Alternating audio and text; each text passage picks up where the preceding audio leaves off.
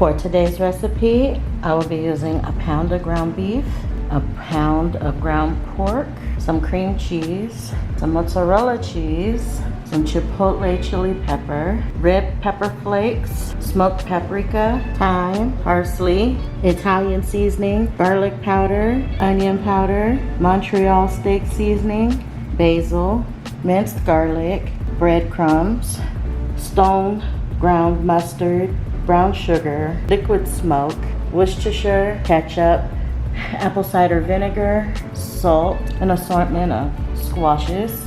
These are patty pan squash and sweet dumpling squash. These are homegrown, along with homegrown peppers, green onion, chard, and eggs.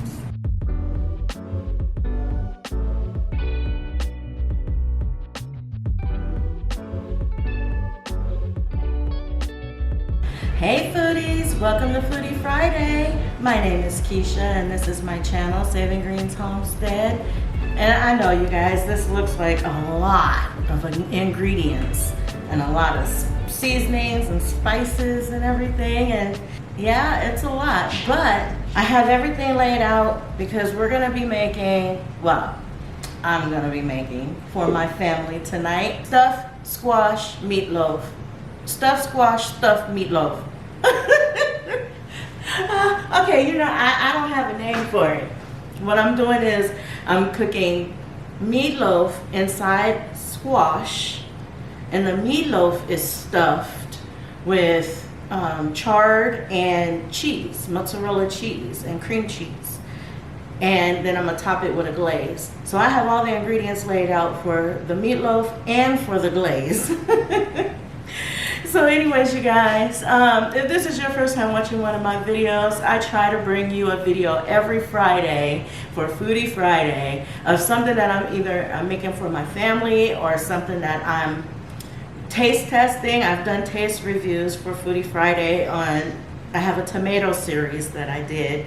And so this time I am bringing a recipe. So I hope you guys enjoy and let's get started. Okay, so these are the squash that I'm going to be stuffing with this meatloaf tonight. I washed them first and then I put them in this water to let them boil so they can get tender. I've been cooking them about 15 minutes and so I've turned the heat off, and the reason why I do this is so that I'm able to cut them and scoop all the seeds out of them in order to stuff them with the meatloaf. So this part is done. I'll show you how I get them cut up and prepared for the meatloaf stuffing, but now I am going to show you how I wilt the chard to get it prepared to be stuffed in the meatloaf. So you guys, I'm going to get everything set up for that and I'll be right back. Okay, so to this iron skillet, I am going to add a little oil. And I just want to wilt these down a little bit. Not a whole lot, just a little. So I am going to add these to this skillet and let them cook down. I don't know if you guys noticed in the opening part of the video, I had already did all my food prep. I don't always do it that way when I cook, but when I make videos, I do the food prep because I want everything to look nice and work out smooth so that I don't waste your time in showing you how I'm doing stuff by trying to cut up and chop up everything. Besides, you wouldn't want to watch me chop up everything. I chop really slow. I do not chop like a master chef, that's for sure. So usually if I do show that part of it, I'll speed it up and it makes it look like I'm doing something. But I'm a real slow chopper. So I'm just going to wilt these down a little bit and get them heated through. And then I'm going to show you what the next step is going to be.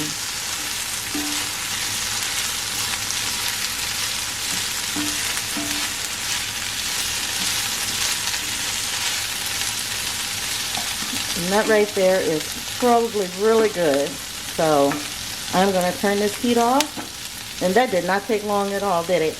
It's going to cook even more inside the meatloaf. So that's why I'm not too worried about it. I just wanted to give it a little head start. Actually, you could omit this part if you want to. If you like your chard to be a little less cooked and a little crunchier, I guess. Then you can just put it in raw like that, and the meat, it's gonna cook down anyway. So, but I like to do mine like this. Okay, so next I'm gonna add in my cream cheese. I'm just gonna chunk in a little bit of this because I'm just gonna mix it with the chard, basically just to coat the chard.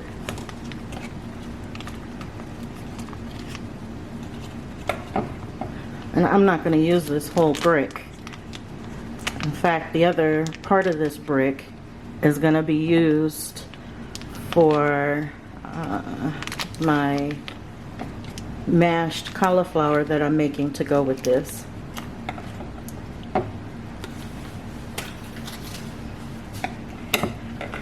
So there we have that. And then I'm just going to scoop this chard over here into this bowl.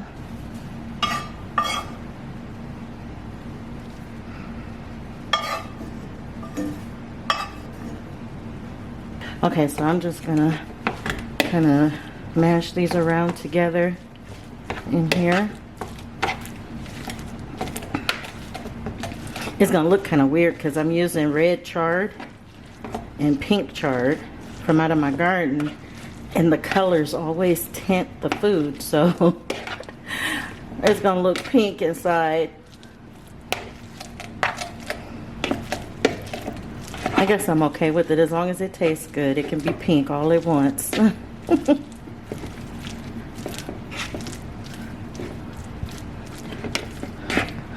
Okay, so that's basically it right there. The cream cheese is melted and mixed with the chard. So I'm gonna set this part aside and start the meat preparation. I am just going to, I'm gonna put my ground beef in here in this bowl. And I'm gonna add in my ground pork to this. And you don't have to add ground pork if you don't want to. You can just have it all beef or whatever ground meat you choose. I just so happened to have ground pork one time and only a pound of ground beef, and I needed more ground beef, and I didn't feel like going to the store, so I just went on ahead and used the ground pork, and it turned out really good and really flavorful. So that's why I'm doing it this way again. But by all means, you don't have to do it. You can use ground turkey, ground chicken, whatever ground meat you choose. I don't know how it would work with plant-based type, but I'm sure there's recipes out there for meatloaf for that. And just use it and stuff it in the squash. So, okay, so to this, because I don't want to do too much mixing of it, because what I read is if you mix it around too much, it makes the meat tougher, I guess. So I don't want to do that. So now I'm going to start adding in my seasonings and stuff to this, and I'm just going to mix it all together. So here I have my green onion already chopped up for your convenience. Some red sweet pepper. Shh, don't tell Mr. Saving Greens that I'm putting that in there, okay? Because he doesn't like bell pepper. I'm gonna add in my garlic. And then I'm gonna add in my breadcrumbs. These are just cheapy breadcrumbs. They're not seasoned either, they're just the plain ones. So I'm gonna add in 3/4 cup of breadcrumbs to this. Okay, and then I'm gonna add in a little bit of Worcestershire.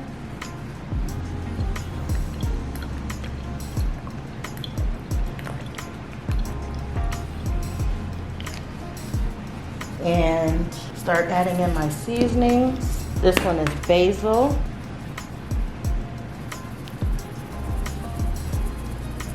And this is why I said you can use the plain breadcrumbs.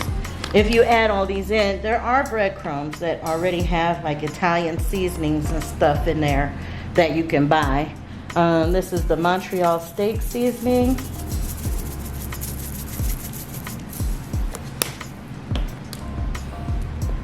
Some onion powder. Some smoked paprika. Even though I put in minced garlic, I'm putting in garlic powder too, because I love garlic. And because to me, garlic powder and minced garlic taste different. These are thyme leaves, dried thyme, some parsley flakes, and then some Italian seasoning.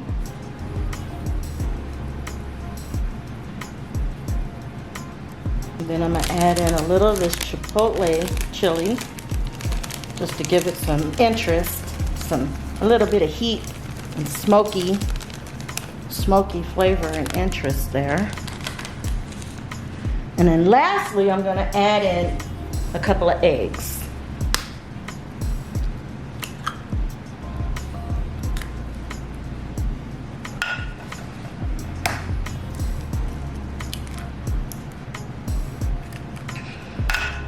Now, at this point, some people use a spoon, but I am going to use my hands to mix this.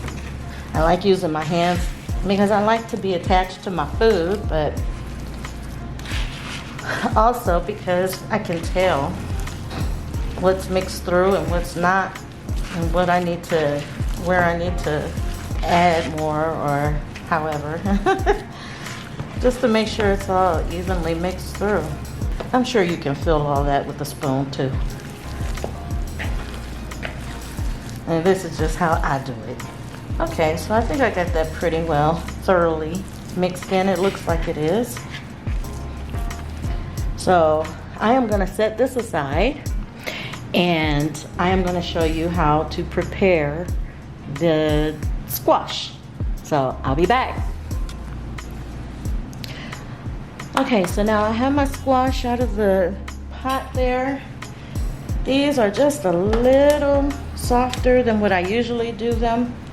This is my first time using these sweet dumpling squashes, but this will be my first time tasting them too. So I'm hoping it's gonna be good.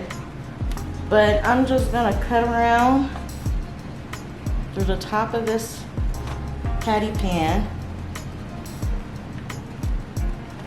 to cut the top off.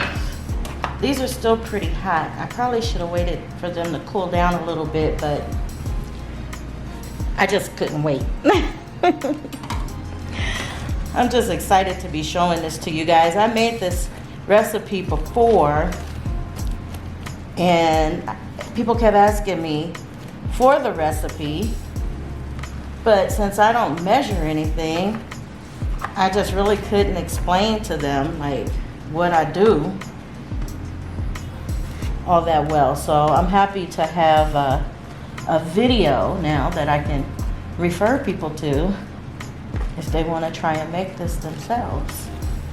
Okay, so all I'm gonna do is start scooping these seeds out. I guess I'll put it in this bowl so I can give it to my chickens later.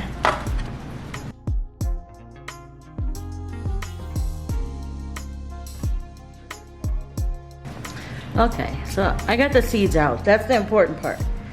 I want to make sure I keep the flesh in there, but that I take those seeds out because nobody want to eat those seeds when they are trying to enjoy the meatloaf part. So just make sure you get all the seeds out.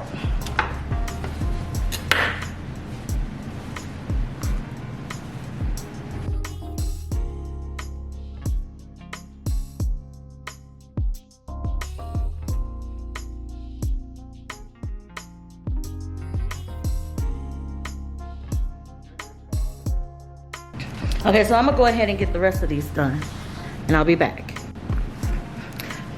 Okay, so I have them all hollowed out.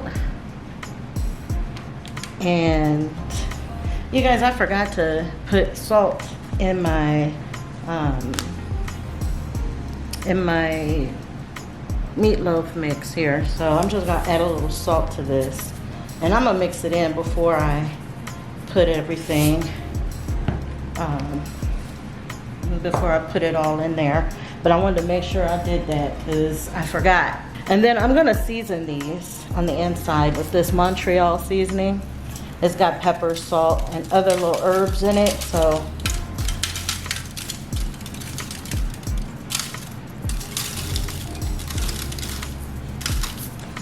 I'm gonna season the inside of those, and then we're gonna get started stuffing these, and I'll show you in just a second. I'll be back.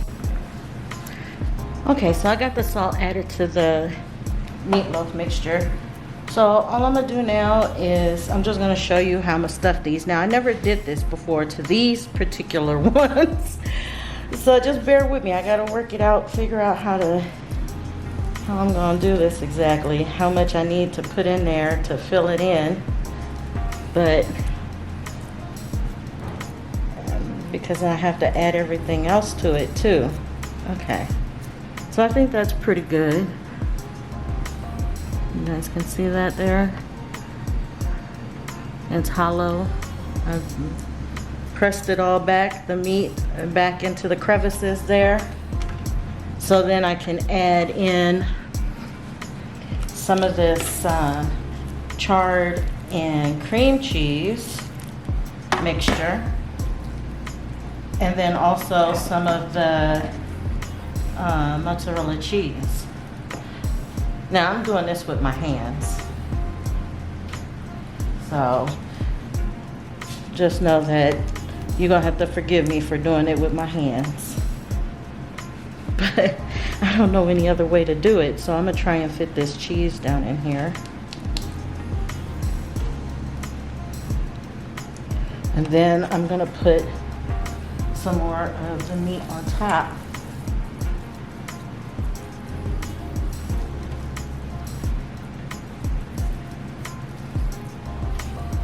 To close it up and seal it.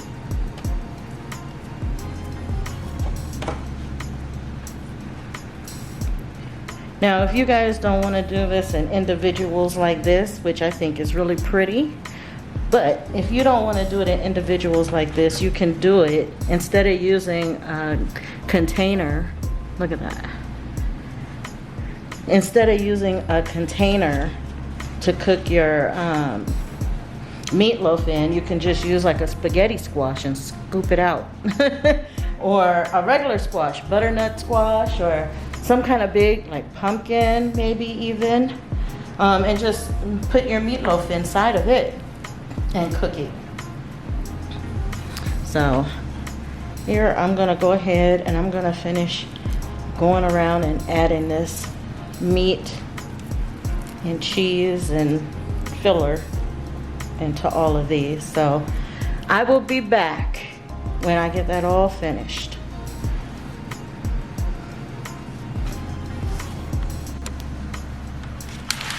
Okay, you guys, so this is all of them. I added another white one here. I'm gonna give this one to my neighbor because I had a lot of meat left over. So, and then I made a little meatball in here for my daughter because she doesn't like squash. So because my oven is broke and is not working, I am gonna use my roaster oven to bake these off in. So I'm gonna get it out. I'm gonna get everything set up and I'm gonna show you what I do next. Okay, so I have them in my roaster and I'm gonna put them on. I'm gonna set my roaster to 375. Well, no, we'll go 350. And I'll let these cook on 350 in my roaster. And hopefully this works out good.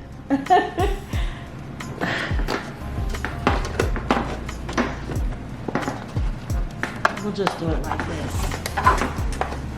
Okay, there we go. Now it closes, yay! Okay, you guys, I'll be back. Okay, so while we wait, we're gonna make our glaze that's gonna go on top. So we're gonna start with some ketchup. We're gonna use a lot of ketchup.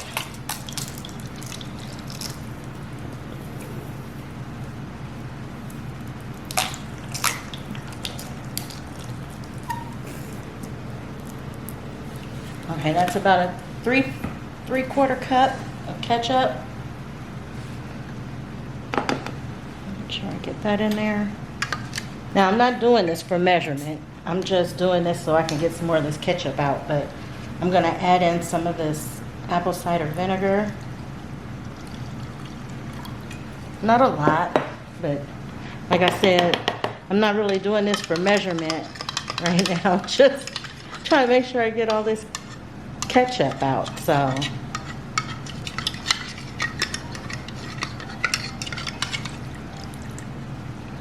Add that to it. I guess it was about a quarter cup of vinegar. And then I'm gonna add in some Worcestershire.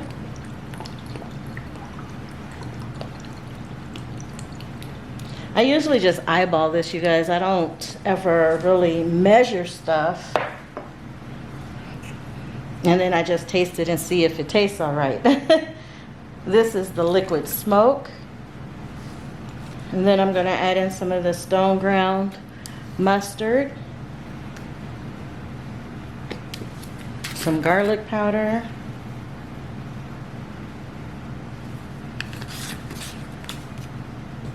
onion powder,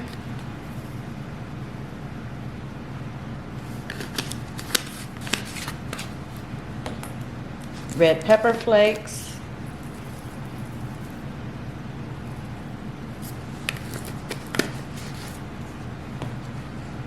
a little bit of this chipotle chili pepper for a little smokiness too, and a little heat. Some of this minced garlic, just a little bit. And then I'm gonna add in some brown sugar.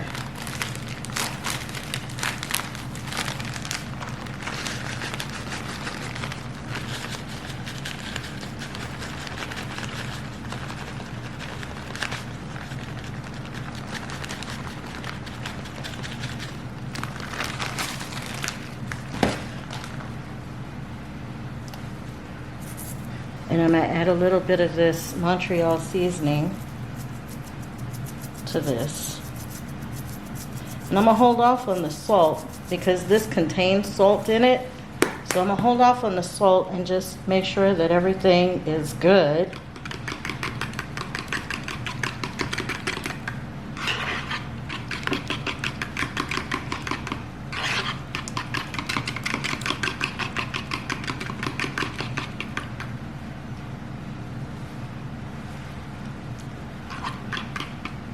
Okay, so already it's just a little too ketchup-y still, so I'm gonna add in a lot more of this Worcestershire.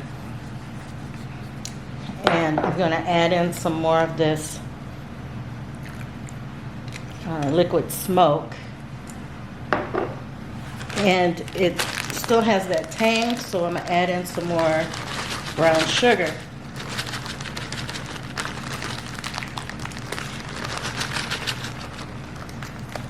I just don't want to overdo it. That's why I do it like this.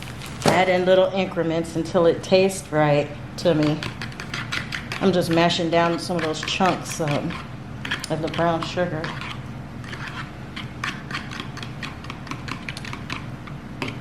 Okay, and I'm gonna add in some more of this chipotle to it. It smells so good, that chipotle seasoning. Whew, it smells real good.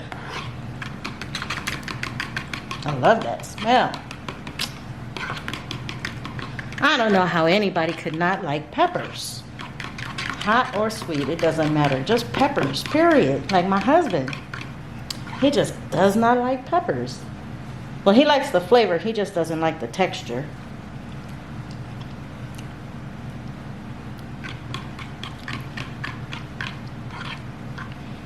Okay.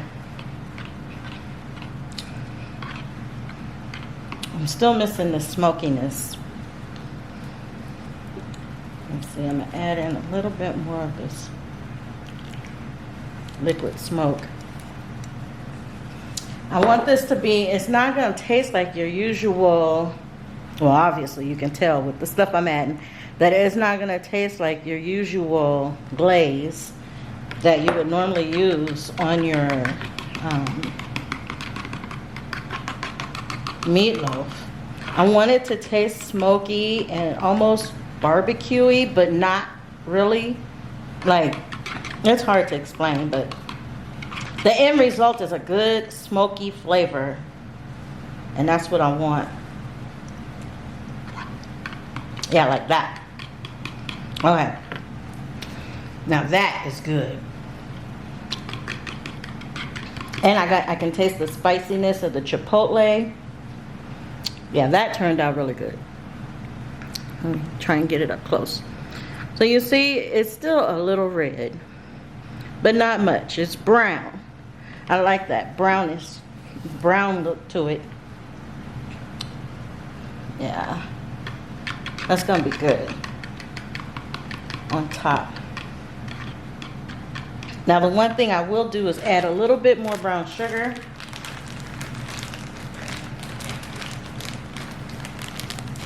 Because I got the smokiness and the heat.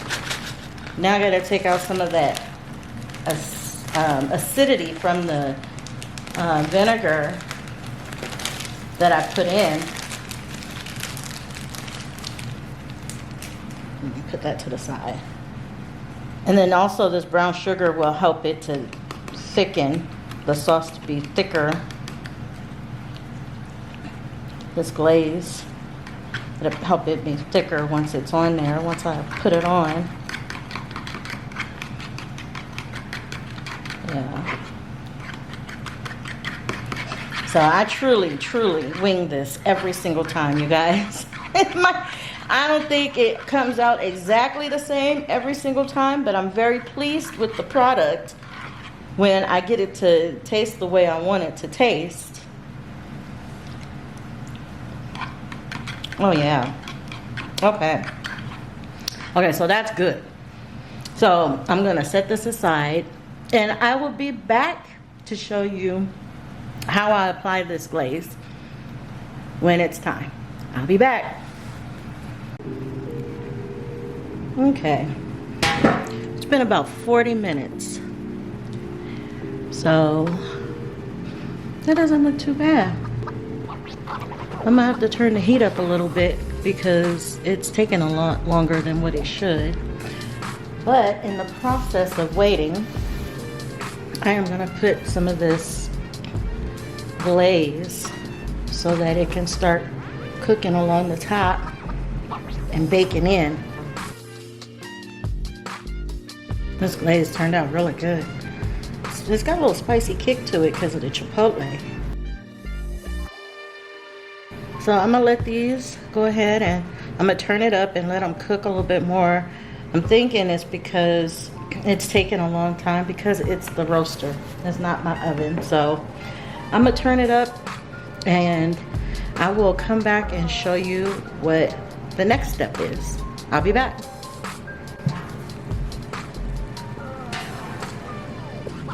Okay, this looks really, really good. So I'm gonna add a little bit more glaze on the top, only because I like mine to be, this glaze is good, you guys. I'm not even gonna lie about it. It's so good. So I want them to be very covered. Then I am gonna top these with some mozzarella cheese.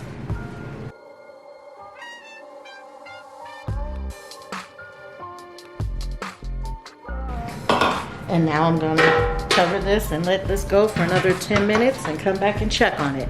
So I'll be back.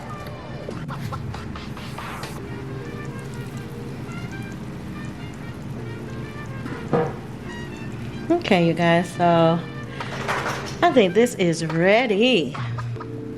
Smells good, it looks good, sounds good. You know what time it is. It is time to plate it up. Okay, you guys, I'm gonna get this plated so you can get a good look at it. I'll be back.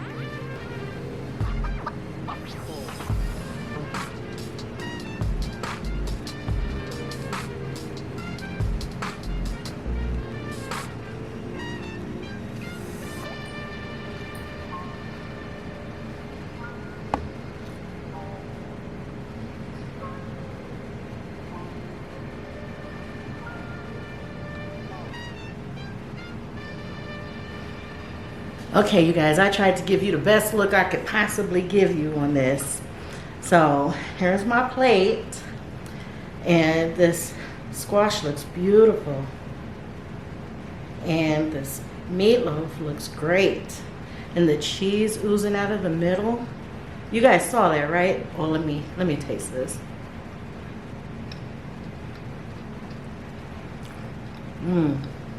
Oh yeah. That squash is a little different from the patty pan squash. It has a little mushier texture, but all in all, it's still good. Let me show you guys the inside of this with this cheese melting. Look at that. It's like lava. Oh my goodness, you guys, this is so delicious. Let me get some meat and cheese and that squash.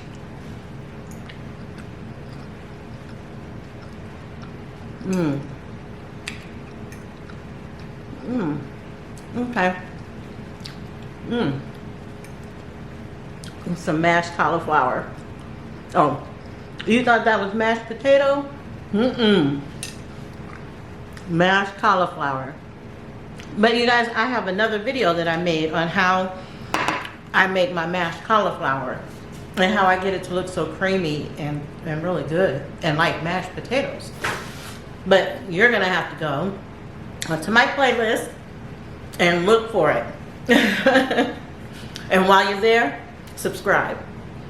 And then leave me a comment after you try some of these recipes and let me know what you think. Okay, you guys, this is what I'm making for my family tonight. I thank you for joining me in this, and my overall time in that roaster oven was like 1 hour and 10 minutes because I guess, you know, it's not the same as an oven. If you're doing this in your oven, it's probably gonna take less time. Thank you so much for watching. Thank you for hitting that subscribe button and leaving me a comment and sharing this video. Thank you. I will have another good recipe for you next Friday. So, as always, you guys, God bless.